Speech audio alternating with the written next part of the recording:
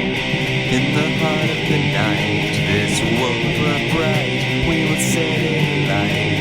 In the heart of the night, in the heart of the night, this world will burn bright, we will set it alight. In the heart of the night.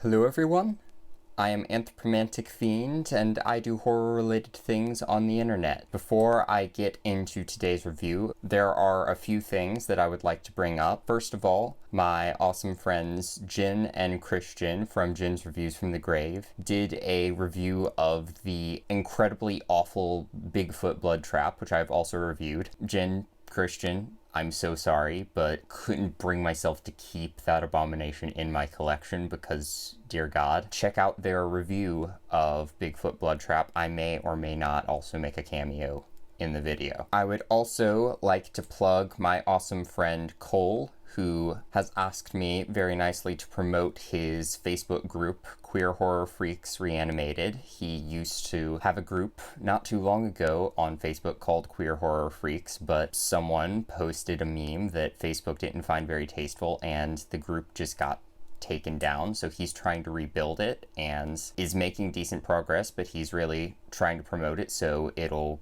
get to where it once was. And if you are of the LGBTQ plus variety and you like horror, it's a fun place to hang out, and there are lots of memes and discussions of horror movies and other fun things in that vein. So I will try and link that below, and I will also try and link Jen and Christian's Bigfoot Blood Trap review either below or in the cards. Today I'm reviewing Killer Party, and this is a review that was requested of me by the amazing Shannon from Resting Willpower, who sent me this copy of Killer Party herself so that I could review it, which was very nice of her. I'm happy to have it in my collection now. She also sent me this very, very nice Jack Skellington pouch that she made herself, which I'm currently using to keep my colored pencils in. Huge thank you to her. She's very crafty. I will be linking her channel either in the cards or below as well. Killer Party came out in 1986. It was directed by William Fruitt, who also directed Death Weekend, Spasms, Blue Monkey, and numerous episodes of the Goosebumps TV show. And it stars Elaine Wilkes, who was in 16 Candles, which I've never seen and have no desire to see, The Deliberate Stranger, and Who's That Girl, Martin Hewitt, who was in Alien Predator, White Ghost, and Yellowbeard, Sherry Willis Birch, whose only other film credit is Final Exam, and Ralph Seymour, who was in Ghoulies, Pee-wee's Big Adventure, and The Relic. I'm just going to pause right here and say, if you want to experience this film to the fullest, stop the review right here and just watch this movie. Just go in blind. This movie, as I will get into, really likes to throw you for a loop a lot, and that is in full effect right out of the gate. But since I do actually have to review this movie revolves predominantly around these three girls who are looking to join a sorority on this college campus. They are also preparing for an upcoming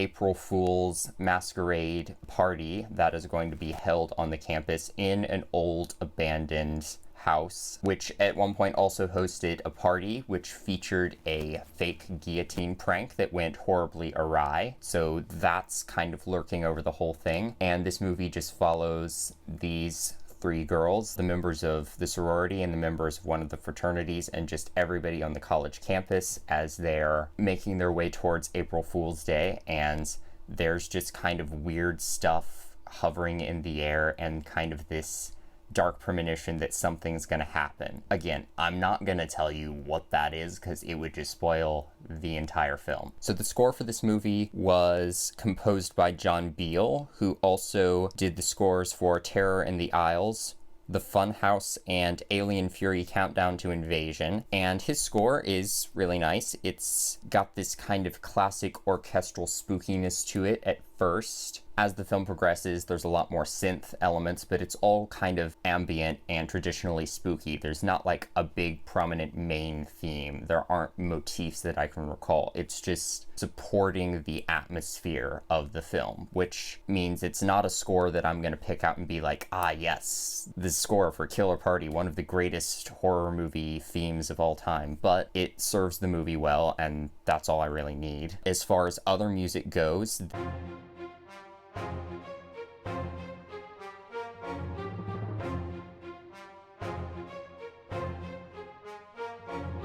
this film features a song which is credited as April Wine on the back of this DVD, but is credited as You're No Fool in the credits of the movie. They're the same song. Both of those things are repeated quite a few times in the song, but it is performed by a band called White Sister, which is a weird band name, but they are very much of the 80s. They're a hair metal band, and the song is one of the high points of the film for me. It comes out of nowhere. It's this weird addition to the film, but it is a really, really fun part of the movie. I hope it is on Spotify because I'm probably going to listen to it a lot more times. It's a really good song. And there are also just other pop songs thrown into the movie. There's a track by Casey and the Sunshine Band, and there's quite a few other synth poppy tracks in the movie, and all of it's pretty good. The acting in this movie tends to err on the side of wonderfully over the top, particularly in the first two segments of this movie, which are two of the big curveballs that I'm going to get into. The performances, just in general, are cheesy good. They're clearly hamming it up and giving a little more than an actual person would, but it suits the tone of this movie really well, and you can tell that the actors are having fun, which I liked. There are even moments where I feel like they were probably ad-libbing, and they were like, oh, what if I did this? There is definitely a spirit of fun to the acting in this movie that was great. Character-wise, the three girls who are would-be sorority members that we are following are definitely the most relatable characters. We're kind of put in their shoes. They're nice, average people for the most part, albeit definitely with a mischievous streak, which was appreciated. Everybody else in the film I couldn't really connect to a lot. There is another character in the film named Martin, who's a little bit of a geeky outcast, also a little bit annoying, but kind of likable, and not just because he shares a name with me. He's just a decent guy. Otherwise, the sorority sisters are honestly horrible. The guys in the fraternity aren't much better. There are some fairly nasty teachers and some fun ones as well, but the likability of the characters isn't that important to me in the instance of this film, because all of them are really enjoyable to watch. Again, you can tell that they're all having fun with it, and there are some movies where the characters are unlikable, but they're also bland, and that really hurts the film. That is not the case here. Some of the characters are very much caricatures and people who I would never hang out with in a million years in real life, but they are very fun to watch on screen. As far as story goes, this movie just likes to keep hitting you with curveballs. It starts in this morbidly humorous funeral scene that takes this very dark turn, and someone's about to get thrown into this cremation oven, and then it pans out and it turns out we're at a drive-in with this couple who are watching a horror movie. The girl at the drive-in goes to get popcorn and comes back, and her boyfriend's a zombie. And then White Sister comes out of nowhere and starts playing April Wine, and I'm like, is this the movie? Why are the zombies dancing like we're in Thriller now? Are we just watching a White Sister music video? Because if that's just what the movie is, weird, but I'm honestly not complaining. And then it turns out that we are just watching a White Sister music video, and that's something that one of the three girls that we're following is just watching on TV before she goes out to join her friends. It definitely kind of predates things like the opening to Scream 4. Sorry to spoil Scream 4 a little bit, but it definitely has a similar vibe to that in terms of movie within movie within movie, or in this case, movie within music video within movie. It never does it quite on that level again, but this movie loves to keep throwing little fake outs at you. It's a serious slow burn. To be honest, most of the film up until the end kind of plays like almost a John Hughes movie, it keeps bringing in kind of these fake out horror moments. There's a moment where you think, oh my god, there's a killer in the room, or oh my god, something supernatural's happening.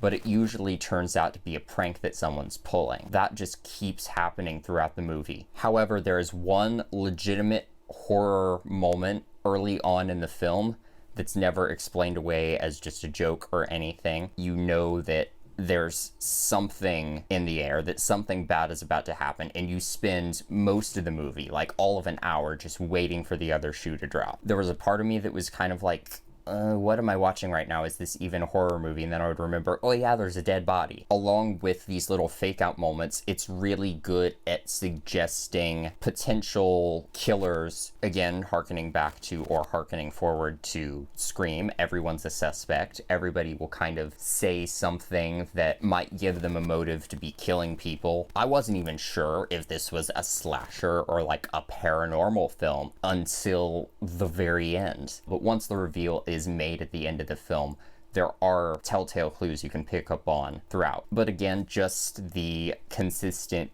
fake outs that we get are in keeping with what this movie is, which is an April Fool's horror film. So the movie is just constantly pulling April Fool's pranks on its characters, but on its audience as well, which I think is kind of frustrating, but also fun. The very, very end of the film, the final scene, doesn't pack as much of a punch as I would have hoped, but that doesn't really bother me. Visually speaking, the whole film is really well shot. I like the sets. The costumes are fine. Nothing super striking in general, but when we do get these really stylized set pieces, they were really fun. The personal highlights being the video for April Wine that we're kind of thrown into the middle of. You've got the dancing zombies, you've got kind of these heightened outfits that the main characters are wearing that were very flamboyant and very fun, and the April Fool's masquerade is a really, really fun set piece as well. It's got an undersea theme, but people are just kind of coming as whatever